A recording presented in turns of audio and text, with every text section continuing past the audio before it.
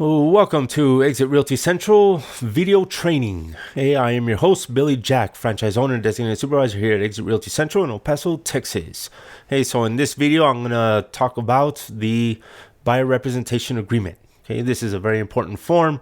It is to protect you and when you're representing your buyer, and it's also for their protection as well. Okay, so I'm going to go through it and discuss on how to properly fill out this form and give you some points and how you present this form to your people. Okay? So a lot of it's pretty self-explanatory, so I'm not going to spend too much time. It should be very obvious what goes where. Okay, so client information is going to go here. Okay, their address, right, their zip code, all the information that you have. This is going to be their current contact information. Okay, the broker, this is going to be your name here. Okay, you're going to put your name, sales associate, Exit Realty Central. Okay, the address of our office here, your phone number, all that kind of stuff. Okay, so this is pretty self-explanatory here. Okay, the appointments, the definition. Okay, this is important here. Okay, the acquire, the closing, the definition areas. Okay, so you can read this and it's pretty self-explanatory here. Okay, market area. Okay, now this is an important one here, so it can be, in case this form, you also have to keep in mind it's very important in case it goes to any kind of litigation or arbitration or ultimately a civil court. Okay, so market area, this is, you can be quite broad on this. Okay, it really just depends. I'll talk a little bit more about this in a little bit, but market area, I like to put El Paso County. Okay, if your buyer is is looking maybe in Anthony, Texas, and then changes her mind and wants to buy, maybe look in Socorro, that's all the way on the other side. Okay, two opposite ends. So if you just put El Paso County here, or City of El Paso to include El Paso County, you can put that here too. Okay, sometimes some agents just put 79903 zip code or something, but that really limits you. And if for some reason they want to buy in the 25 zip code, well, it kind of throws this, it negates the contract. Okay, so do be a little bit broad on that. Okay, so that's a good tip on this one here. Okay, so property, okay, it's self-explanatory here. Definition of the property, the term, okay, the term is just exactly what it says there. Okay, so the term commences on, which would usually be the date that you present this, okay, or the date that you're going to start representing your client. Okay, they become from a customer to a client when you start representing. Okay, so this will be the date here, and it'll end on, and it depends if you want to do a 6 month agreement. If some clients are a little iffy on signing it, you can shorten it to just a month or however you want to do it. This is going to be up to you and your customer. There's not really no set time, not requiring no minimum than 6 months, nothing like that. Okay, this is just depending. Usually these, no longer than 6 months. Okay, that's usually the customary. You're making them a year long or something. That's a little bit excessive, but that's going to be something that you need to you'll come to the agreement with. Okay, with you and your customer. Okay, broker obligations. Okay, so this you need to keep true to it. Okay, so this can be enforceable. Okay, in case we have a dispute with your commission or your customer ultimately cheats on you and takes off to somebody else. Okay, they are going to challenge this. Okay, it has happened to me already in the past, so I do know about this. Okay, so do use your best efforts to assist your customer in the market area. That includes sending them houses, being available to them, doing your best efforts. Okay, client obligations. Do explain this to your customer, okay, or to your client when they ultimately sign this and become your client, or you establish that agency relationship. Okay, they will work exclusively through broker, which is you. Okay, in acquiring the property in the market area. Now, this part here is also very important. Okay, you do tell your customer or your client already that when they're probably going to come in contact with other salespersons, they might drive by an open house and go in there and see it, or any sellers or anything like that. Okay, and that they inform them that they already have representation, just like an attorney. You would say, yes, I'm already being represented. They're just not here with me right now, but any information, we can run it through you. Okay, so that's what this is here. So do explain that to your client. Okay, if they do come across other salespersons, any other people, to do make it known that you are their representative. Okay, you are their agent. Okay. So this is again, pretty self-explanatory. Representations. Each person that signs this agreement has a legal capacity and authority. Okay. So this also presents, that everything is true and correct. Okay. That you believe what they're telling you. Okay. So is here name of any employer, relocation company. Okay, so that's usually, if they're relocating, or there's a company that's relocating them. Okay, so they're going to put it here. Okay, that will provide benefits to the client when they're acquiring the property. Okay. Hey, intermediary status. Okay, so this is going to be checked. Okay, this one here. Okay, unless the client is doesn't, I'll go into this here in a bit. Okay, so this is if you have your own listings or broker's listings, which is going to be in the office listings. Okay, so if the client wishes to see be interested in one of your own listings, okay, these are the choices that are going to be done. Okay, so any one of these can happen. Okay, so either they accept it that you're going to be more of a transaction type of agent.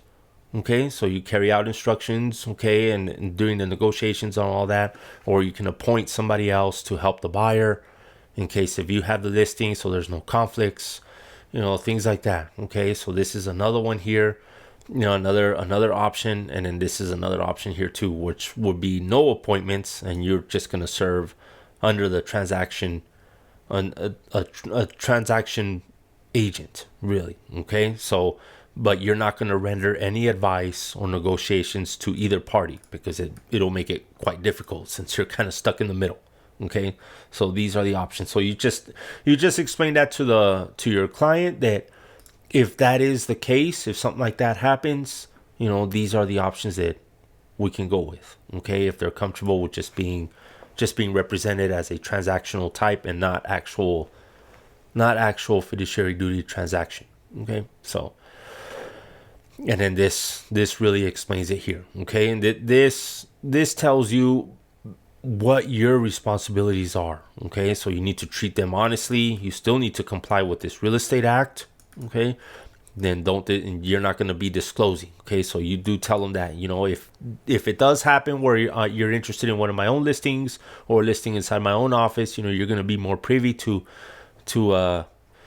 more confidential information, like what are other offers coming in at and stuff like that. So you're not going to be discussing private stuff and giving somebody an unfair advantage. Okay, so you can explain that to them to put them more at ease with this status. Okay. Hey, competing clients. Okay, so this just says that they acknowledge that you might have other clients that are going to be interested in the property. Okay, so this is pretty self-explanatory. Okay, so just read that and then understand it. Confidential information. Okay, you may not disclose the confidential information, so you tell them that, everything, just think of it like attorney-client privilege. You're not going to be, gossiping, or you're not going to be, releasing, confidential information that they trust you with, or stuff that you end up finding out about. Okay. Broker's fees. This is the important one right here too. Right? Broker's fees, the commission. Okay, so this is that the broker will receive a commission calculated as follows, and usually it's going to be 3%. Okay, usually. Okay, so, and what it means is if this kind of helps you to get paid more. A lot of times it's not really enforced much. Okay, so but what it does is this will protect you if your client wants to see a property that maybe the listing agent negotiated a very low commission, and on MLS they're just offering 1% commission to buyer side, or just a flat fee of $500. I've been seeing some of that now, just to secure a listing, or maybe the seller is so upside down or just cannot afford to pay commissions that they're paying very little. So what this does is it ultimately puts your buyer responsible that they need to come up with a little bit more money to pay your side of the commission. Okay, that's what this is.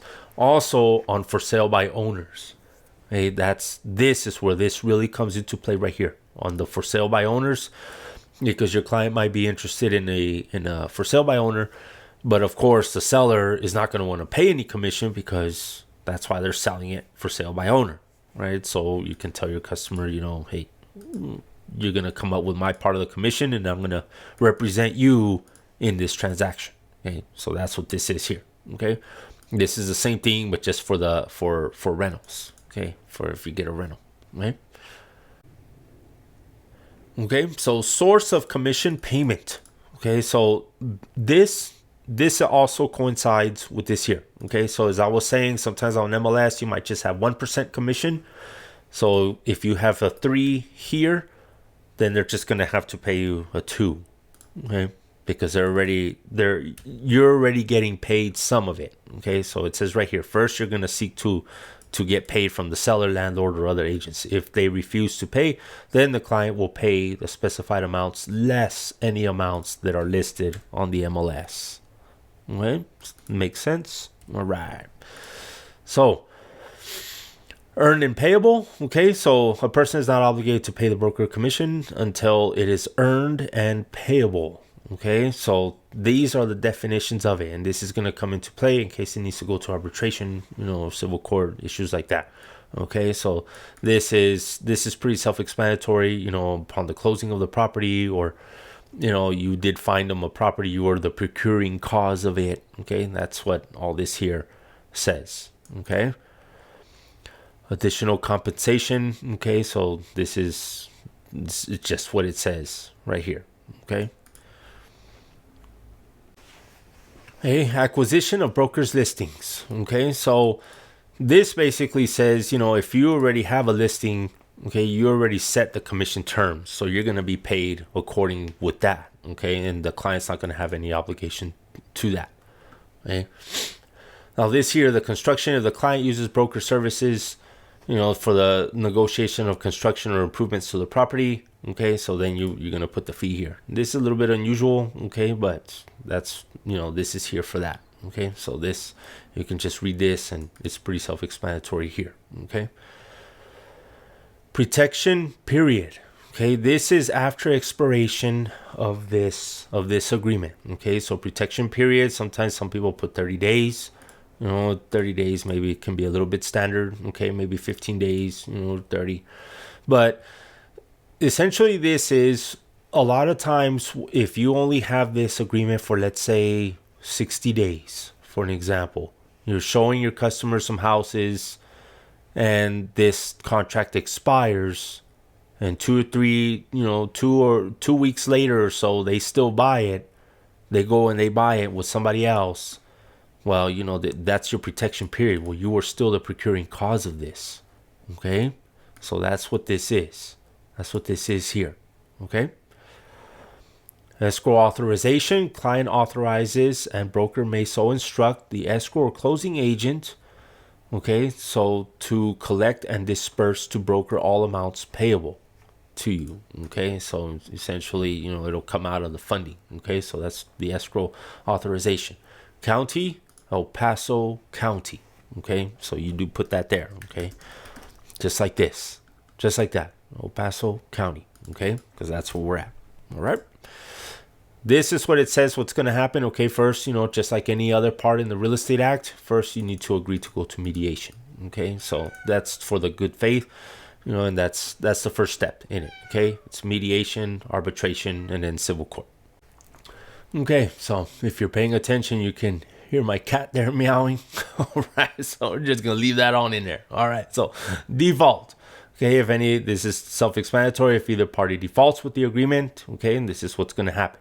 Okay, attorney's fees, same thing, limitation of liability. Okay, so it's pretty self-explanatory there. Okay, the addenda, this one's always going to be checked, okay, because you're required, right, to provide that information of broker services. Okay, special provisions.